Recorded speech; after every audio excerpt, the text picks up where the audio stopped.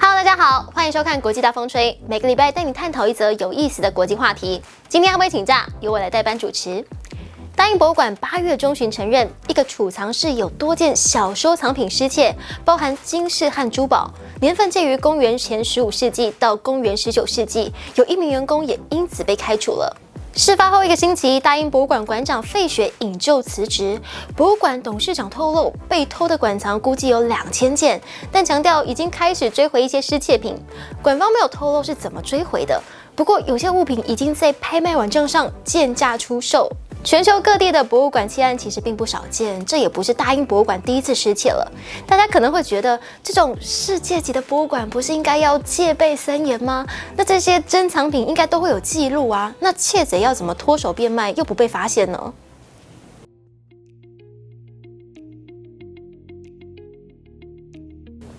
一听到博物馆珍宝被偷，大家脑海里浮现的通常是怪盗突破层层关卡，打开玻璃柜拿走宝物的画面，但其实博物馆绝大部分的馆藏都收在储藏室里。例如大英博物馆2019年的报告指出，大英博物馆收藏品至少有800万件，同时公开展出的却只有8万件，也就是只有1%而已。大家都把注意力放在这些展览品上，那展场呢也有严谨的防盗措施。但是你可能不知道，有很多文物容易损坏，不方便展出。这类的文物啊，大部分放在博物馆深处的储藏室，让需要研究的学者来申请参观。博物馆安全专家法伦布莱利说，理想情况之下，每件文物都应该要有记录，包含对文物的详细描述啦，以及多个角度的照片。但像大英博物馆这种历史悠久的机构，馆藏实在是太多了，记录常常会有缺漏。那大部分收藏系列的编纂条目都没有做到100%。每间储藏室虽然有上锁，整个储藏区也会有感应器、监视器跟刷卡门禁系统，但如果馆方从头到尾都没有发现有收藏品失窃，那就根本不会去调阅监视器跟刷卡记录。等到发现的时候，可能已经是好几个月之后，记录都被洗掉了。而且如果被偷的文物刚好没有被编入收藏项目，那真的就是丢了也不知道。那就是为什么内鬼更难防。专家曾经举出实际的案例，曾经有博物馆人员从展示柜里面拿走物品，并且把其他展品重新排列，这样一时之间就会看不出来有什么东西不见了。另一个案例是，内部人员偷走收藏品之后，修改了馆方记录，把那件文物的状态改成出借中，或者是干脆删掉收藏记录。大英博物馆董事长欧斯本坦承，这次窃案可能从2021年就开始了。当时有一名丹麦的艺术经纪人向馆方示警，说在网络上有看见疑似大英博物馆的收藏品被拍卖，但馆方却没有追查。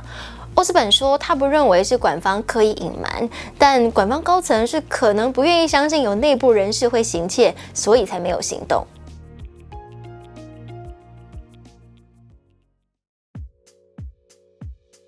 俗话说树大招风，博物馆遭窃的案例其实不少，光是大英博物馆就发生过很多次。例如1993年，有窃贼从屋顶闯入，偷走了价值25万英镑的罗马硬币跟珠宝。2002年，一尊12公分高、有2500年历史的古希腊时期大理石像在展场上被拔走。2004年，有15件中国文物被偷。2011年，一枚价值75万英镑的卡地亚钻戒失窃，直到2017年才公布。目前为止，这些失窃文物依旧下落不明。近年来知名的博物馆失窃案还包含德国德勒斯登的绿琼博物馆。2019年11月被偷走数十件珍贵的珠宝，文物上面的钻石加起来将近5000颗，包含一把剑柄上镶满钻石的剑，以及镶了一颗49克拉钻石的肩章。德国警方2022年底追回了大部分的宝物，共31件。根据国际知名的艺术品失窃登记组织，目前全球约有70万件古董跟艺术品下落不明。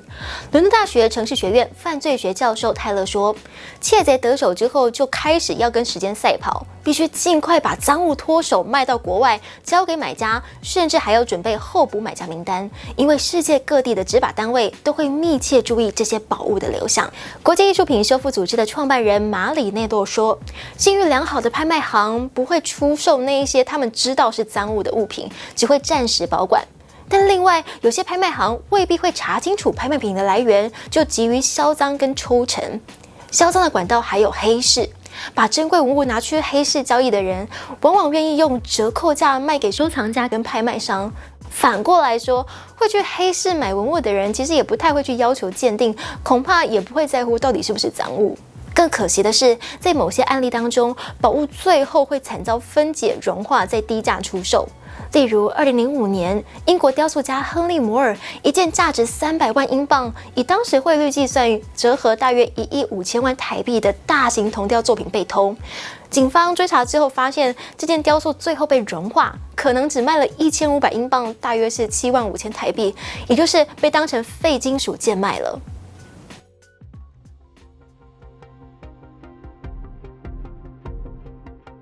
大英博物馆馆长费雪在窃案传出之后引咎辞职，表示等到董事会找到适当人选之后就会离开。说到这里，大家可能会好奇，到底馆长的责任是什么？像这种世界知名的博物馆，馆长薪水有多高呢？根据官方网页的说明，大英博物馆的任务是把代表世界文化的文物集中在一个地方，安全保存、公开展示、开放研究，而馆长就是推动这些目标的最高行政负责人。那当馆长的待遇到底如何呢？我们做了一些简单的调查，结论是，如果要当馆长，记得去美国，薪水说不定会多一个零。纽约时报根据报税资料列出美国各大博物馆馆长的年薪，最高的是纽约现代艺术博物馆馆长，高达200万美元，大约是台币6380万。还有其他福利哦，像是健身俱乐部的会员、博物馆上方塔楼的免费豪华公寓，还有其他博物馆馆长也有住房津贴跟交际费补助等等。美国美术馆馆长协会2022年统计，美国馆长平均年薪超过1000万台币，中位数落在900万台币。回过头来看大英博物馆，根据年度财务报告，馆长费雪2021到2022的本薪加津贴总共27.5万至28万英镑之间，超过台币1100万。虽然这样的薪资绝对不算低啦，但跟美国比起来确实差一大截。而其他博物馆职员的薪水则要是工作性质而定，策展人、保全、导览员各有不同。美国博物馆人员年薪介于3.7万至11万美元之间，也就是台币118万到351万之间，以导览员最低。而大英博物馆职员则是介于1.7万到14.8万英镑，差不多是63万到595万台币之间。从这些数字可以知道，馆长跟一般职员的薪资落差实在不小，这或许可以解释为什么有内鬼出现。但话又说回来，其实偷馆藏的动机不一定是为了钱。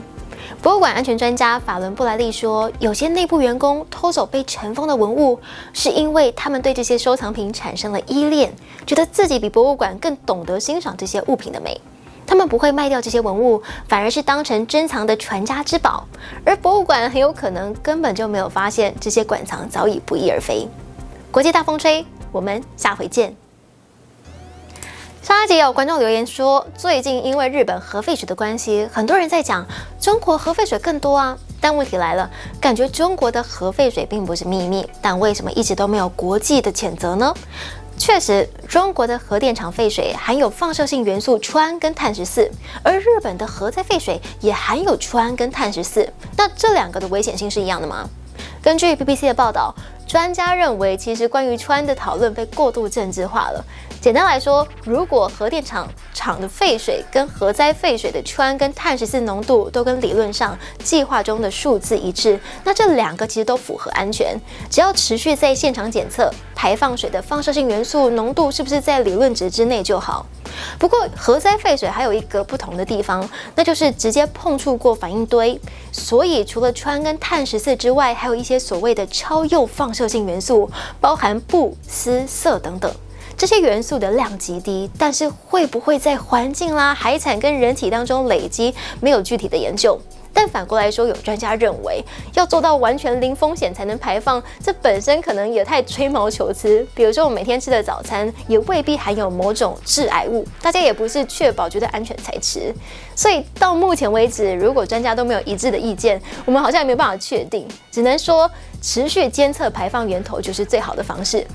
好啊，总之如果有任何建议，或者是对今天的主题有任何想法，想知道我们的看法，请用汉威跟你说这个 hashtag， 我们就会挑一则来回应哦。影片的最后要感谢所有付费支持我们频道的会员，尤其是每一位干爹干妈等级的会员，这超级感谢你们的。每个月1杯咖啡的钱就能赞助我们做出好内容，希望大家可以考虑一下。如果也觉得这支影片还不错，也请按赞影片、订阅频道、开启小铃铛，接收所有通知，就不会错过我们的最新影片喽。